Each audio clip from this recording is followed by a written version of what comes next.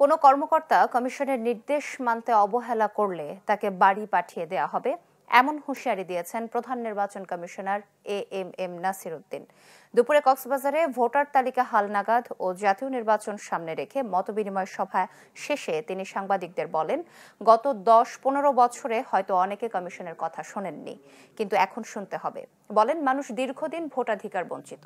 Commission চায় ১৯৯১ ও ৯৬ সালের মতো ভালো নির্বাচন আয়োজন করতে। অন্তর্বর্তীকালীন সরকার আগামী নির্বাচনের জন্য যে দুটি রোড ম্যাপ দিয়েছে সে অনুযায়ী কমিশন প্রস্তুতি নিচ্ছে বলেও জানান প্রধান নির্বাচন কমিশনার।